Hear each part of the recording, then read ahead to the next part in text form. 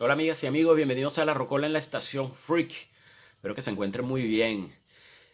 Bueno, vamos a hablar de música, a pesar de que el planeta está revuelto y estamos en un punto bien complicado. O sea, estamos en un momento en el que uno no sabe bien qué puede pasar, pero se teme lo peor. Sin embargo, quiero hablar un poquito de música y quiero aprovechar bueno, tengo un amigo que falleció hace poco, Pedro, y Pedro le gustaba mucho esta canción. De hecho, Ernesto de RDB, radiorock.com, me dijo que el tema Learning to Fly era el tema que identificaba a Pedro. Yo quiero hacer este homenaje y de paso hablar de un disco que es muy polémico, que tiene mucha chicha y bueno, el cual mucha gente ha hablado mucho. Entonces yo simplemente lo que voy es aportar mi punto de vista con algunos datos.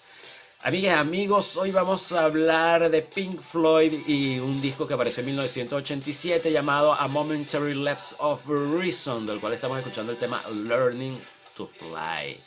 Este disco, voy a tratar de ser un poco dinámico, ¿no? Porque hay mucho dato, mucha información. Es un disco que es polémico por varios puntos y dependiendo de dónde te pares a ver la situación, pues es un disco buenísimo o un disco que no es tan bueno, ¿no? Si eres amante del progresivo, un amante del progresivo clásico sobre todo, y muy acérrimo, pues dirás que no, que es un disco menor, incluso puede ser el peor disco de Pink Floyd.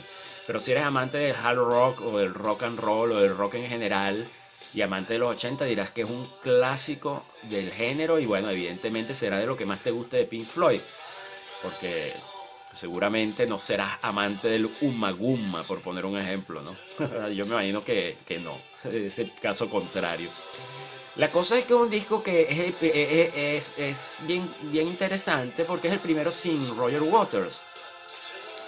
Lo cual indica que va a haber conflicto, evidentemente, porque Roger Waters se fue de la banda en el 85 diciendo yo me voy, pero a la vez pensando ustedes no van a sacar nada sin mí. Yo no sé si es que él no creía que fueran capaces, se creía tan importante dentro de la banda que no pensaría que los demás serían capaces de sacarlo o simplemente el ego lo llevaba hasta allí. La cosa es que David Gilmour él no pensaba igual y quiso continuar con la banda. Y unas canciones que tenían, que según se tengo entendido, eran canciones para un disco en solitario suyo, decidió usarlas para Pink Floyd. Con lo cual habló con Nick Mason, el baterista, y se trajo de vuelta a la banda a Richard Wright, cosa que fue un problema, evidentemente. Eso también nos habla de cómo es el disco. Es un disco que mucha gente dice que es muy apresurado y a mí lo que me parece que es un disco con mucha tensión. Richard Wright, por poner un ejemplo, era el tecladista de la banda 8 años antes y en ese momento 8 años antes lo había votado Roger Waters y entonces cuando vuelve a la banda no puede volver como músico de pleno derecho, sino que tiene que volver como músico de sesión porque legalmente no lo dejaban. Y entonces ahí es donde yo digo lo de la presión. Ese es un ejemplo de la tensión. Roger Waters se decidió a que la banda no sacara el disco, se decidió a pelear el nombre y a pelear todos los derechos que pudiera sobre el nombre.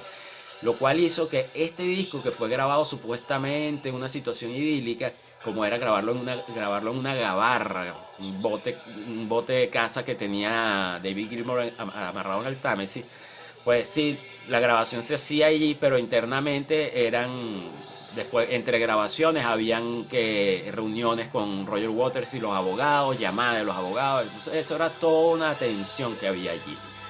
Evidentemente también influye el hecho de que todas las canciones sean de David Gilmour con algunos colaboradores. Bob Ezrin, por ejemplo, tiene composiciones con David Gilmour en este disco. Creo que está Learning to Fly, de Bob Ezrin también.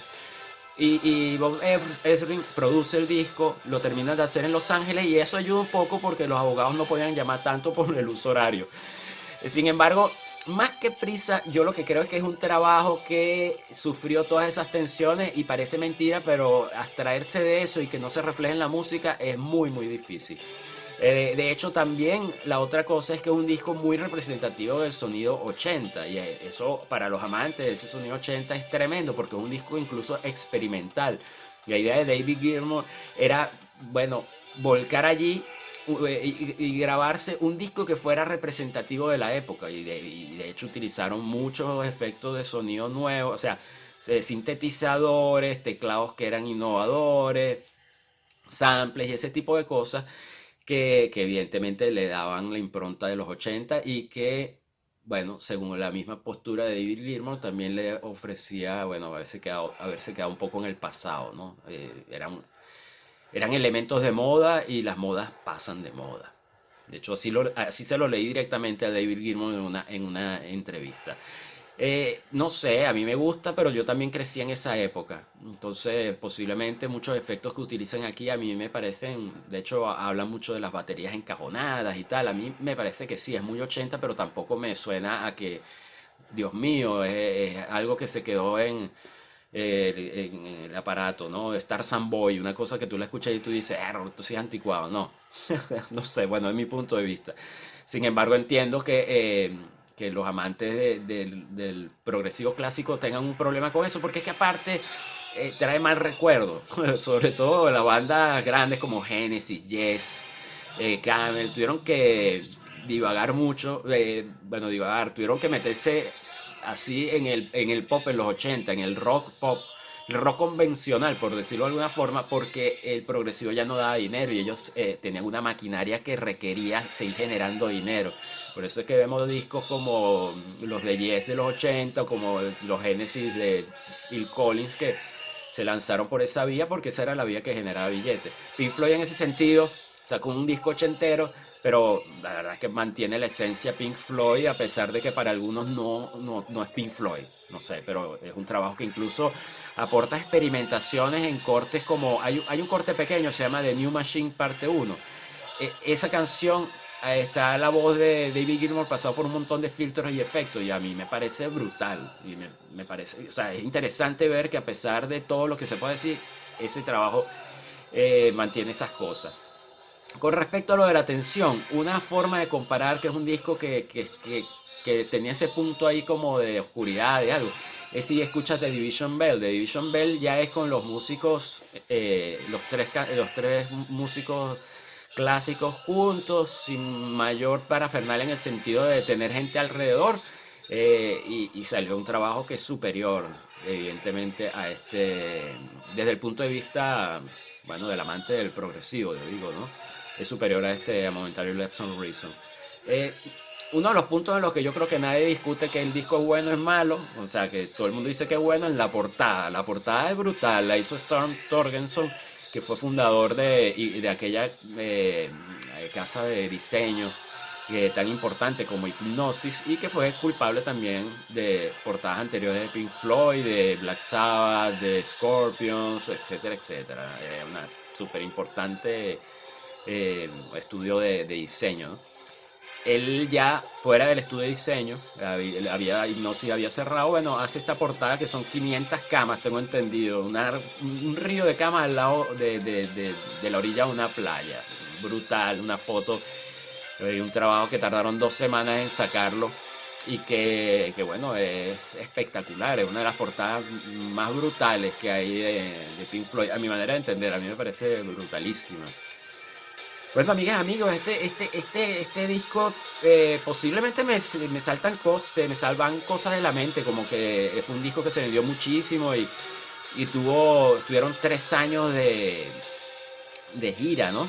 Y con este trabajo, que prácticamente no tocaron, o sea, Nick Mason y Richard Wright no participaron en el disco, su participación es más bien como para justificar que es Pink Floyd, que fueron sustituidos por otros músicos, entre ellos Carmine Appice en la batería, que Tony Levine toca el bajo por el señor, no sé, sustituye a Roger Waters, toca el bajo, y Tony Levine es un monstruo, por favor, nada más por eso ya vale la pena este disco. Amigas, amigos, hay tantas cosas que decir, pero yo me voy a quedar aquí, me voy a pausar. Espero que les haya gustado lo que he dicho, que se haya entretenido y sobre todo, bueno, esto va por Pedro, allá donde estés, Pedrito. Nosotros estamos contigo, tú siempre estarás con nosotros en nuestro corazón y nosotros en tus pensamientos, donde sea. Nos conseguiremos seguramente de nuevo y volveremos a charlar de música como siempre y de la vida misma. Cuídense mucho, amigas y amigos. Nos vemos. Los quiero mucho. Bye.